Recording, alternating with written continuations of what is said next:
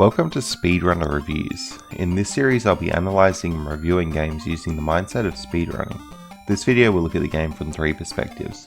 First, the casual experience, which is how most people will first play the game. This will look like a condensed standard review. Next, we'll discuss the speedrun experience, including all the interesting tech and how well the game holds up as a speed game.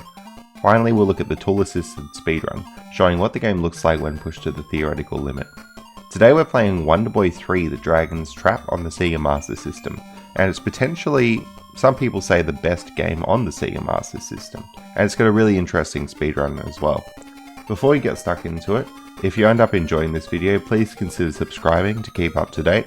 I'm hoping to continue making these videos and subscriptions help out a lot.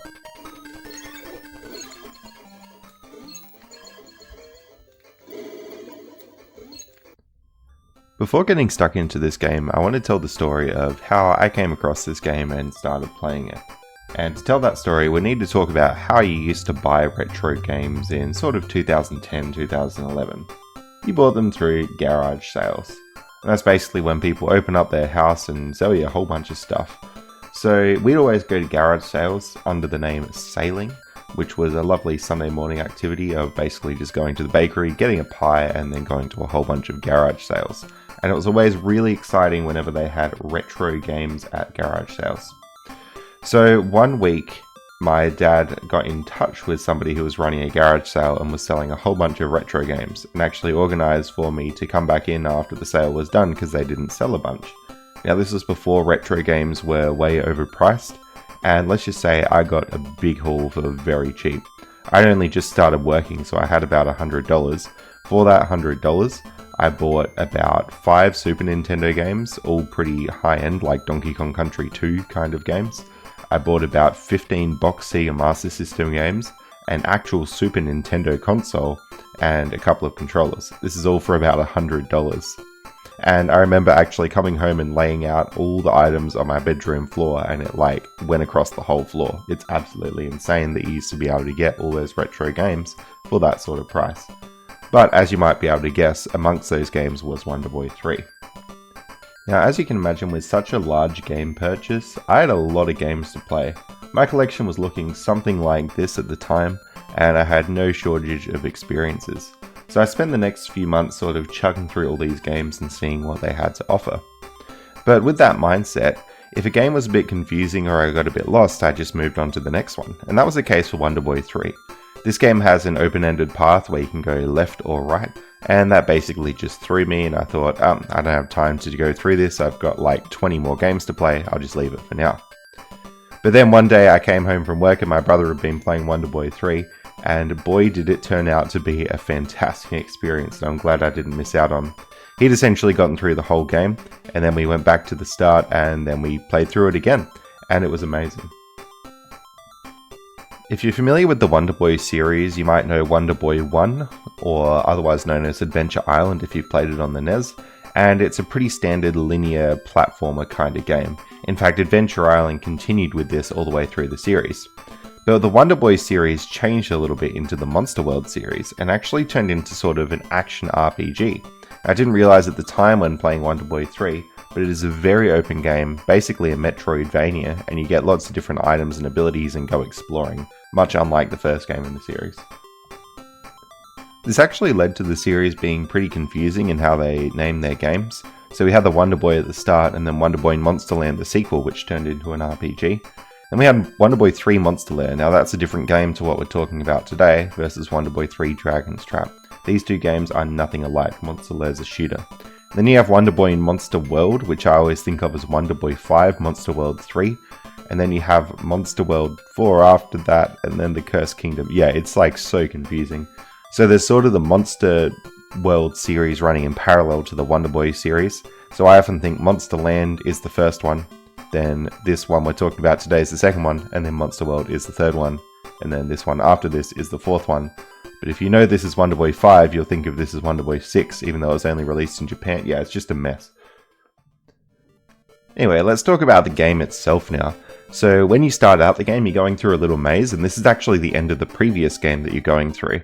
You'll then beat the dragon and see this flame thing. Now currently we're the human character, conveniently named Hugh-Man. but when we hit this flame we're actually going to be changed into a dragon character. And that's sort of why the game is called the Dragon's Trap, because you're trapped as a dragon.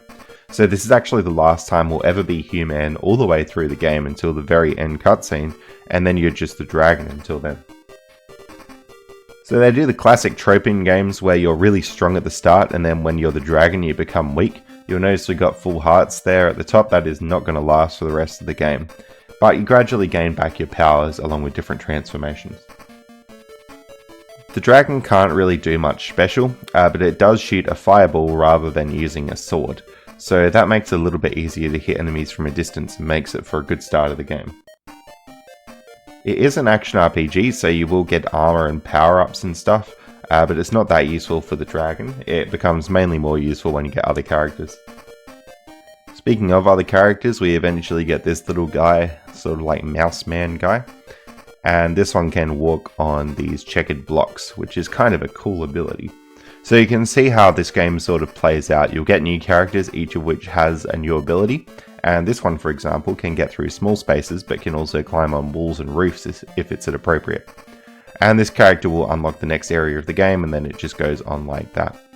So it's a really in-depth game, and it's very non-linear, but there's lots of little power-ups to find. There's also lots of hidden walls, and if you know where all these secrets are, it makes your playthrough a lot easier. But of course, the first time you play it, you'll have no idea they're even there. So it gives it good replayability. These hidden areas can be pretty cryptic, like this one here. And you get lots of like golden power-ups and stuff from it, so it's definitely worth it. This is not an easy game, so you really want to go to all those if you can. Also in this section for Australian viewers, I always thought these fire-spitting statues looked a lot like John Howard. I don't know why. The game has a really cool system for armor upgrades, so you can get these armor upgrades. Now they'll do the understandable thing, which is to increase your defense power, but they also increase the CP power, which stands for charisma points. And you'll notice that now that I've got charisma, the shop is selling more items there than what it was before.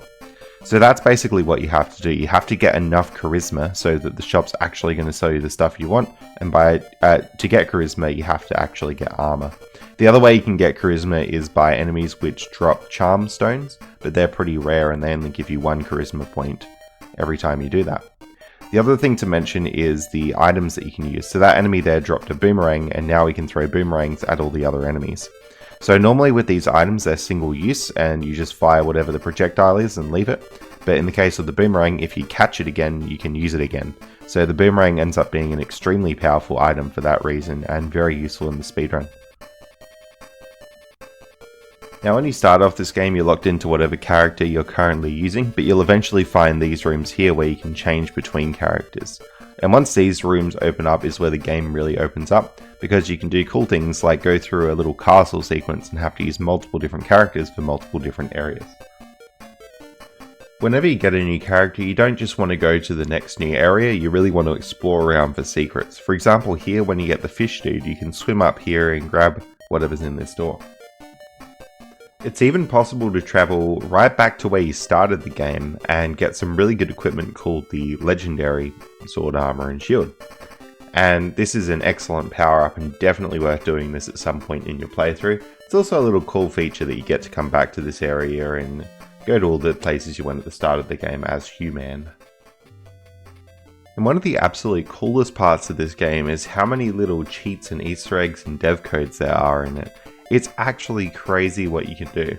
For example, the most common one is the Tasmanian sword. So the Tasmanian sword's this sword you can buy at sort of about 2/3 of the way through the game. And then if you jump into the air and press buttons on controller 2, if it's plugged in, you'll transform into another character. Now this is actually really cool because you don't have all the characters when you get the Tasmanian sword, so you can use this to save a whole bunch of time, as well as skip those rooms where you transform into other characters. But this one here is very controversial whether or not to allow it in speedruns. But there are so many other cool things and secrets in this game. For example, just this other dev code where you can create blocks randomly, and all these secret areas which I talked about before where you can get lots of power-ups and everything. There's also a password system, so some passwords you can enter and you'll actually get to play as human in the normal game, which usually isn't possible. So this again adds more replayability, and there's so much depth to this game and hidden things. So overall, I would highly recommend giving this game a try. If you haven't played any Master System before, it's an excellent place to start.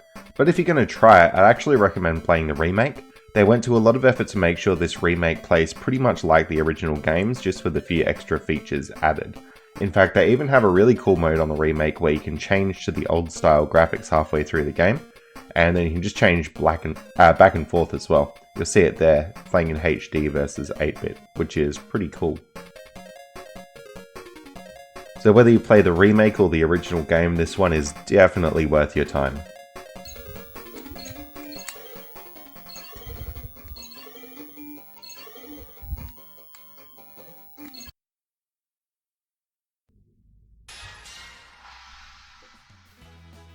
Just a heads up that the speedrunning section will unavoidably have some spoilers in it. I'll try and keep everything pretty much chronological, so the end of the game should fall towards the end of the speedrunning section. Okay, let's move on to looking at the speedrun. So we got a few different categories here, but importantly, in all categories, every glitch or special feature is allowed, so pretty much all of them use the Tasmanian sword glitch. We have one left plus right glitch, and that comes in glitch percent, but that's actually longer than the current 80% world record. Berlin Dude has grinded this time down a whole bunch, and that's the run we're going to be looking at today.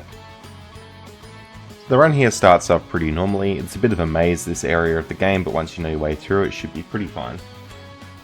Berlin Dude's going to be killing this first boss, which is the dragon. It leaves the edge of the screen, so you got to wait for it to come back on screen before you keep hitting it. Once the dragon dies, it's going to drop the blue flame and the coins. You want to get all the coins that you can before the blue flame touches you, and it's actually a bit tricky to do this. But if you can get it, you'll get a lot more money, which you'll need later on in the run. Next, we escape the castle with the dragon and head out to the beach. Really important to note that he doesn't get the heart power up, because that would take extra time, but it is going to be a bit risky being on that less health because of it. Next we get to the end of the beach, and strategically have no health left, so it's going to be a death warp which takes the character back to the town. Little note, on the continue screen here you play this little roulette game and you may or may not get a little potion. If you land on one of the red hearts you get a potion, which is basically just an extra life. Next thing we're going to do is head up here and get some armor. And this is what part of the money grinding was for earlier. We're going to get armor, which gives us more charisma.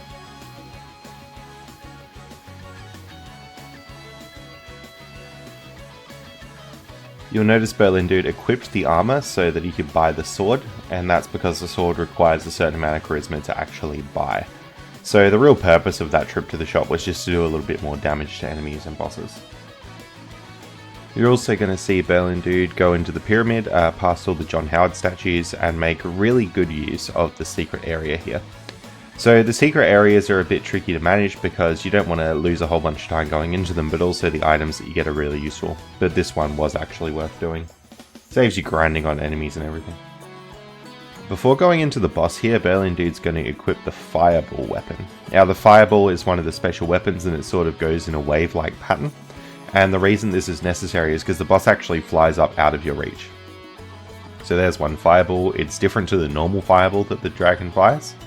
But using this fireball allows you to just hit that boss a little bit easier. Traditionally, runners used to use the arrow on the boss, and the arrow just fires straight up and hits the boss. But in this case, the fireball was used. With Mouseman, Berlin Dude's going to head straight left into the next area.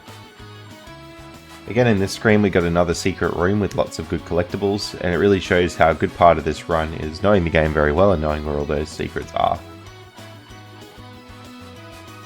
Berlin Dude's going to do a very similar thing here, getting armor to raise charisma points, and then going and buying the actual sword from the shop to raise damage output.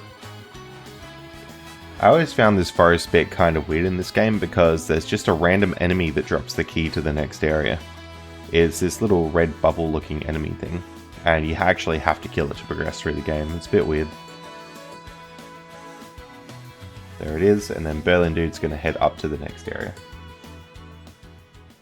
So the little dungeon section for Mouseman here is kind of like a maze thing, putting that wall walking ability to full use.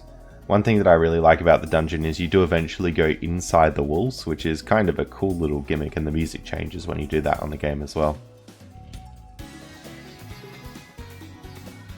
Then Berlin Dude does this dragon fight very well. I can't stress enough that these dragon fights are quite difficult, especially if you're playing the game casually, so it's really impressive here that he's doing them on 1 heart.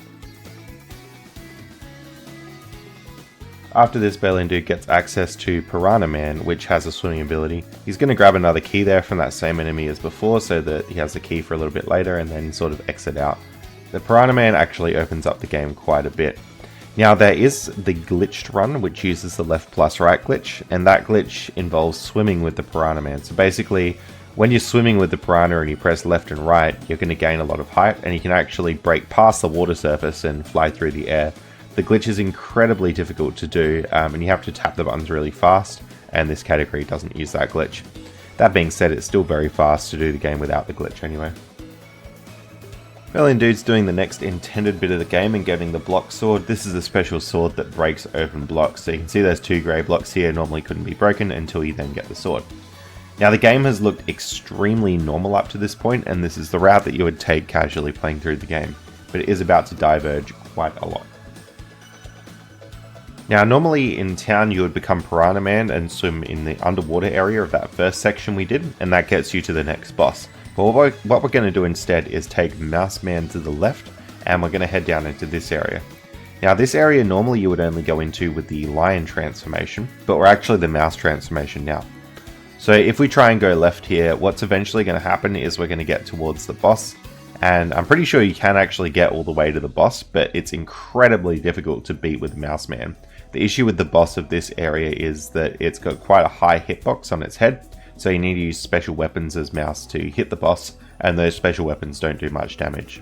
So I've actually calculated it out, and beating the boss here with Mouse Man is actually slower than just unlocking the next transformation, which is Lion, and beating the boss normally, which is absolutely crazy since the only thing that slows it down is how slowly you kill the boss itself.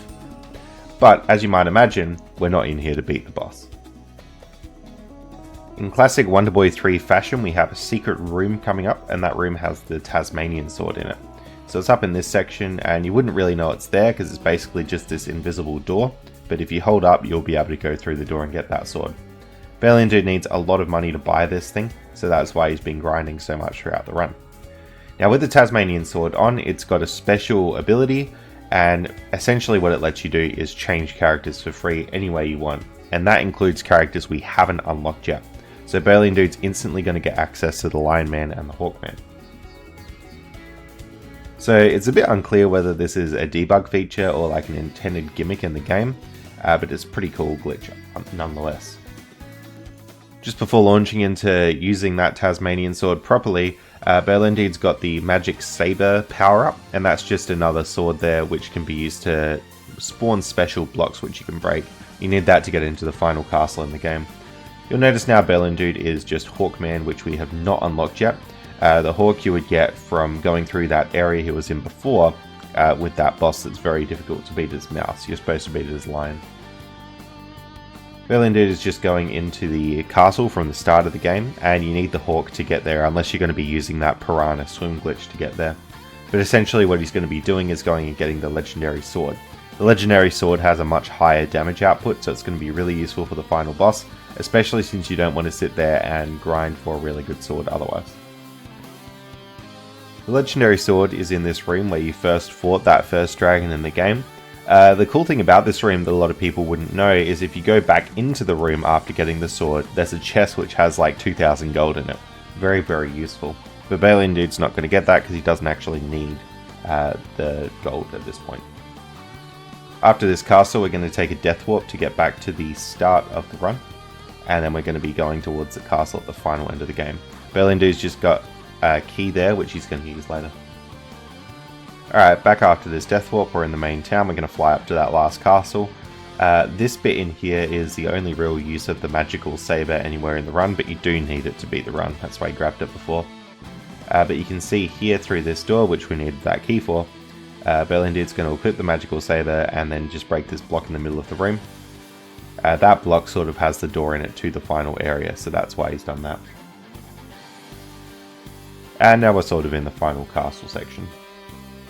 This castle has a very cool design where you're swapping to all the different characters to get through the different sections.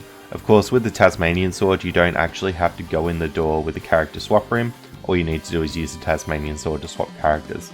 And this leads to some unintended stuff, like you shouldn't really have the Hawkman in this section here, but Berlin Dude does. Now you'll see in this next room a little clip that Berlin Dude does. This wall down the bottom you can just walk through normally, but by changing characters into one with a bigger hitbox he sort of clips out to the left there. And that's an example of clips in this game, and in fact Hooman is really good at clipping and can clip into that Hades area that we were in before with the Tasmanian sword. Unfortunately you really do need the Tasmanian sword to do these clips, and by the time you get the Tasmanian sword you can basically just go to the end of the game, so it's not really worth it in the end. Berlin Dude is going to make it to the final boss area with all the good swords equipped, and he's actually going to be playing this boss as Hooman, which is pretty unusual. Normally you'd play it with Hawk, but with Hooman he's got a stronger attack, which you sort of sacrifice for the flying of the bird. You get the stronger attack, but you have to stay on the ground. Again, I can't stress enough how difficult this boss is to beat. Normally the strategy would be that you'd use Hades armor, which basically grants you invincibility forever as long as you don't unequip it. But Berlin Dude's just gone in without that and beat the boss straight away, which is really cool. So overall this is a pretty interesting speedrun. It's a fairly normal playthrough of the game, using the Tasmanian sword of course, and there's not too many complicated glitches that you'd have to learn. I'd recommend picking it up if you enjoy the game, and there's a lot of challenge to it in terms of boss kills and everything. A pretty enjoyable run all around.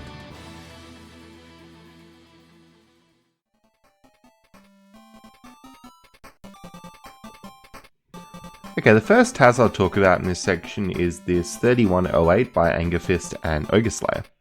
Now this Taz is essentially pretty much a glitchless run through the game, and the really interesting thing about it is that it uses the boomerang power up extensively. Because it can catch the boomerang again after throwing it, it's a really useful item, because you can sort of get that projectile on characters which don't have a projectile attack, since pretty much every character uses the sword. Now this Taz is really fantastic and worth watching, and since it doesn't use the Tasmanian sword, it has to go through the game pretty much normally. So it actually is really impressive that it's only 3 minutes slower than RTA, despite taking a much longer route through the game. Now the Taz actually misaligns with the rule set of RTA quite a bit. It doesn't use the Tasmanian sword glitch, but it does use the left plus right swimming in air glitch. So this is what that looks like in action, and you can see the Taz skipping over this big lava section just by swimming through the air. So it's a little bit weird that the rules don't align, but sometimes that just happens with Taz and RTA. But the Taz I actually want to talk about today is my Taz in 2144. Now you might notice this is 10 minutes faster than the previous published Taz of this, and I didn't do anything like use the Tasmanian sword. We'll see what happens in this Taz. So I've sped up the footage a little bit here, and you can see the Taz looks pretty much normal through the game. We're just playing it pretty much how it was intended. Until we get to this screen. And all of a sudden we're just running back and forth, killing a whole bunch of enemies, but doing some really weird movements. Weird movements like taking damage intentionally occasionally, hitting enemies then running away without killing them, going in and out of doors, etc, etc. In fact, if you skip forward another 10 minutes on the Taz, you'll notice that I am still just killing random enemies and walking all around the place. So let's talk about what's going on here. So as you might guess if you're familiar with speedrunning, what I'm doing with this weird movement is RNG manipulation. What am I manipulating for? Well, I'm manipulating for these particular red stone items called the charm stones. So each one of these items does give you another charisma point, which you can use to buy different weapons and everything like that. But that's not why I'm getting a whole bunch of charm stones. What I'm actually doing is trying to get 99 charm stones, because that opens a whole bunch of secret doors on the map. One of those secret doors just goes straight to the final boss. So that's literally what this Taz is, just grind for 99 charm stones with RNG manipulation and go straight to the final boss. It's a bit of a weird one. Now the RNG values are displayed on the left there, and you can see they only increment every time you hit an enemy. And when you kill an enemy, you want it to be the particular value of the charm stone, about a 1 in 16 chance. The other thing you can do to increment RNG is wiggle back and right on this spot here, which makes that enemy shoot their fireball over and over. I'm assuming it calls RNG just to get the trajectory of that fireball, but that's another really good way to increment it. So if you did this exact sequence of movements on a macro scale, it would still work to give you this charm stone manipulation, So in theory, RTA runs could do this. Now in practice, it would probably be slower than just playing the game normally, given this Taz is only about 7 minutes faster than the current RTA world record. But due to this Charmstone routing and RNG manipulation style, I had to meticulously route out and plan pretty much everything here. So you can see that there are particular crabs that I kill and particular crabs that I hit, and I have to sort of space those out so that on the little RNG seed where I'd get a Charmstone, that's actually the hit where I'm killing the enemy, otherwise I'll just get another random different item. If you just played this game randomly, it would take you many hours to grind this many Charmstones, but the Taz does it in about 10 or 15 minutes. With the Charmstone grind done, we're going to go through that secret door to get to the final boss. So that door just lives up in this top area near where you'd normally go into the desert. And that door only appears if you have your 99 Charmstones. So now we're in the boss, but we're severely under-equipped for actually beating the boss. Every hit that I do is doing about half a HP worth of damage to the dragon. But you'll also notice the RNG is still being called, and that involves critical hits with the dragon. So I'm trying to hit the dragon on little RNG seeds where I'd get the critical hits, and if I'm not going to get one, I can take damage, for example, when I'm doing that. But you can see me using the boomerang to sort of wobble this dragon back and forth, because normally it would just fly off and go all over the screen. This fight is probably the reason why this route wouldn't really work RTA, because it's incredibly difficult to do this fight. It took me a long time to actually manipulate all those boomerang hits in Taz, because hitting the dragon towards versus away is a very difficult thing to manage. But it is one of my favourite bits in the Taz because it's a pretty technical fight and really impressive to watch if you're familiar with how difficult this fight is. After that, the game is complete, so literally the entire Taz route is grind out 99 Charmstones and then beat the final boss. That's literally it. Now, when I submitted this Taz, I actually didn't want it to obsolete the old Taz. In my opinion, they're very different routes, but just with the way that it worked out, this ended up being the main Taz and the old one became obsoleted. I think there's definitely room if somebody comes back and does a Taz of the current RTA route for it to be accepted, and I'd really love to see that happen with the Tasmanian sword and everything. So although this Taz route is pretty cool and pretty unique, I would really love to see both. But currently, as it stands, this is the only Taz published on Taz Videos. And that's pretty much where this game is sitting. As I said before, if you haven't tried this game at all, it's definitely worth giving it a go. It's probably one of the most important games on the Master System, so it's really worth playing, and it's a lot of fun playing too. It'll give you a pretty good challenge and a good sense of exploration. That's going to be all from me. I hope you enjoyed this video, and thanks so much for watching.